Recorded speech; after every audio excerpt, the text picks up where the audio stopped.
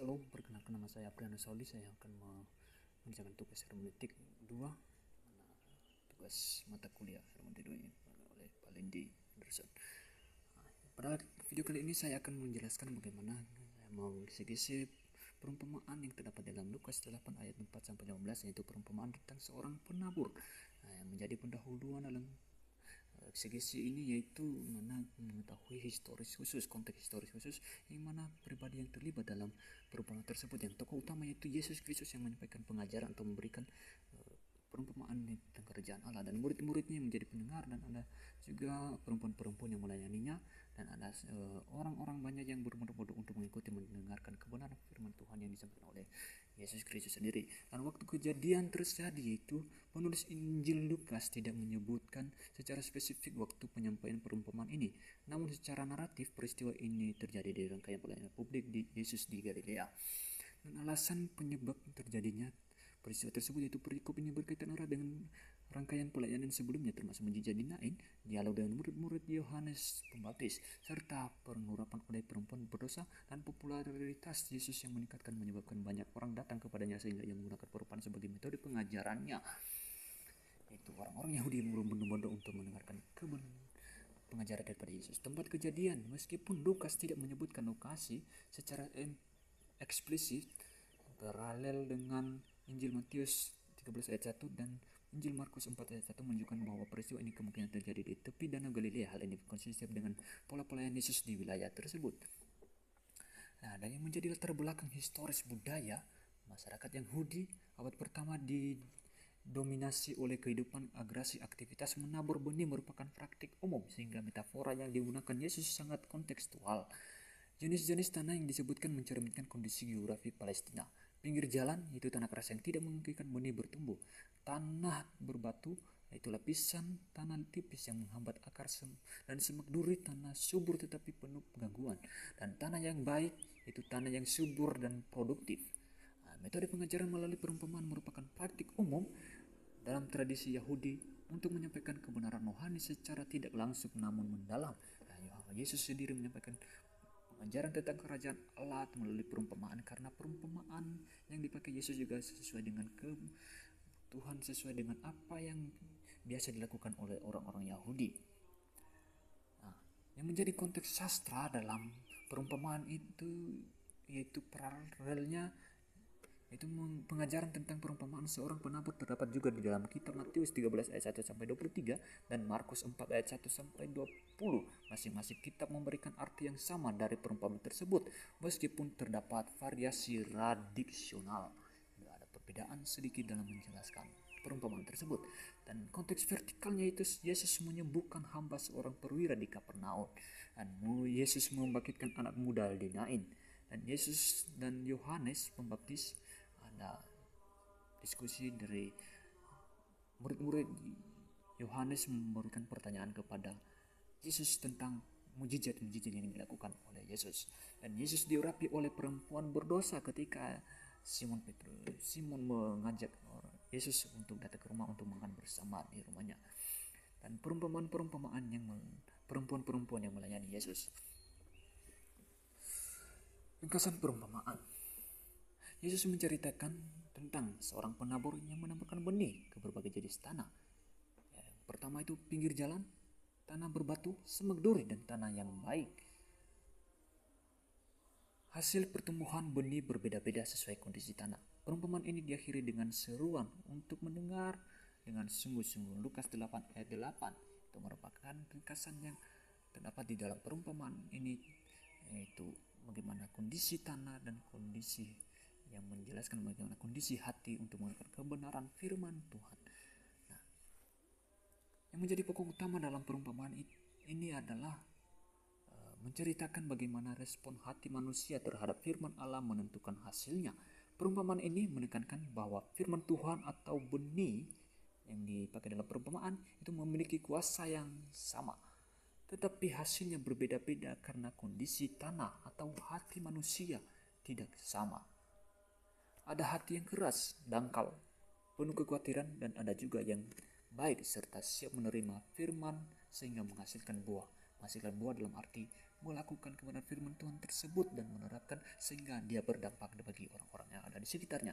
Manusia seringkali mendengarkan firman Allah tetapi hanya sekedar mendengar saja, tidak memahami dengan baik apa maksud dari firman tersebut, sehingga ketika datang pencobaan mudah saja beralih daripada Tuhan. Dan Tuhan sudah memberikan firman-Nya untuk manusia sehingga manusia dapat bertumbuh dan berbuah sesuai dengan kehendak Tuhan. Itu yang menjadi tujuan Tuhan untuk menyampaikan kebenarannya. Tetapi kesiapan hati setiap manusia berbeda-beda. Melalui perumpamaan ini memberikan gambaran bagaimana setiap sikap hati manusia dalam merespon firman Allah. Ada yang keras, ada yang lembut, ada juga yang menolak sama sekali tidak mau mendengarkan firman Tuhan. Dan hubungan dengan perjanjian lama. Perumpamaan ini ada hubungannya dengan perjanjian lama, bagaimana disampaikan tentang firman sebagai benih memiliki akar dalam kitab Yesaya pasal 55 ayat 10-11 yang menggambarkan firman Tuhan sebagai sesuatu yang efektif dan menghasilkan.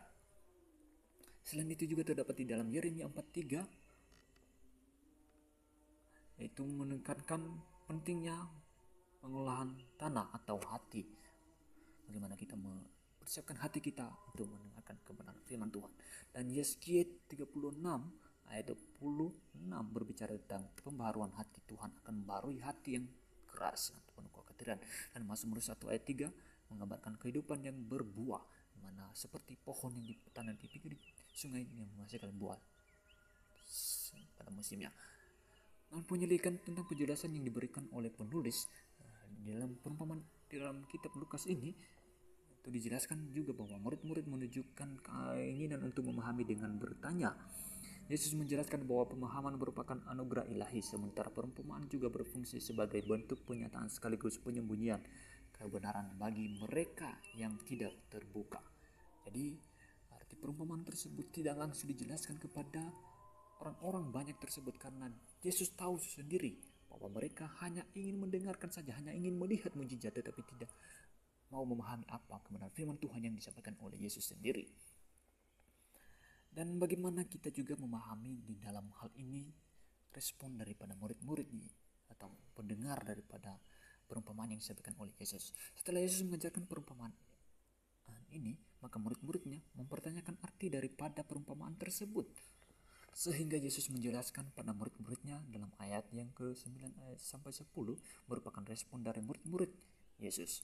Dan bagaimana Yesus menjawab murid-muridnya, yaitu murid-muridnya bertanya kepadanya apa maksud perumpamaan ini. Lalu ia menjawab, kepadamu diberi karunia untuk mengetahui rahasia kerajaan Allah, tetapi kepada orang-orang lain hal itu diberitakan dalam perumpamaan, supaya sekalipun memandang mereka tidak melihat dan sekalipun mendengar mereka tidak mendengar. Jadi kita sekarang ini orang-orang yang pilih Allah untuk mengetahui kebenaran firman Tuhan atau perumpamaan yang disampaikan oleh Tuhan Yesus sendiri, yaitu tentang kerajaan Allah.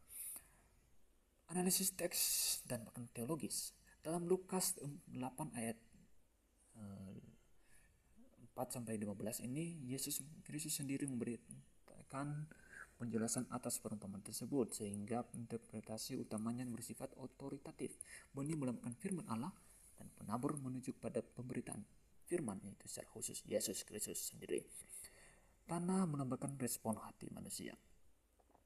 4 jenis tanah dalam perumpamaan ini yang menggambarkan respon manusia, yaitu pinggir jalan, hati yang keras, firman tidak dipahami dan segera diambil. Dia mendengarkan kebenaran firman Tuhan tetapi tidak menerima kebenaran firman tersebut. Dan tanah yang berbatu, penerimaan dangkal tanpa akar, mudah gugur saat pencobaan. Seketika ada pencobaan, firman itu tidak akan bertumbuh dalam dirinya. Dan semak duri firman terhimpit oleh kekhawatiran dan kekayaan dunia. Tanah baik, hati yang bisa mendengarkan kebenaran firman Tuhan dan melakukan respon dengan baik firman tersebut. Dengan hati menerima, memahami, dan menghasilkan buah menjadi berdampak kepada orang-orang yang ada di sekitarnya. Dan penekanan utama bukan pada kualitas benih, melainkan pada kesiapan hati setiap manusia. Ya, itu menjadi pokok utama dalam perumpamaan ini. Ya, yang menjadi kesimpulan kepada kita pada saat ini adalah Tuhan adalah Tuhan yang penuh kasih, mengasihi manusia. Tuhan berfirman kepada manusia supaya manusia hidup dalam kebenarannya. Kebenaran yang daripada Tuhan adalah bersifat kekal dan membawa kepada keselamatan. Firman sebagai pedoman hidup manusia yang standarnya daripada Tuhan. Kehendak yang dapat memberikan dampak kepada orang lain.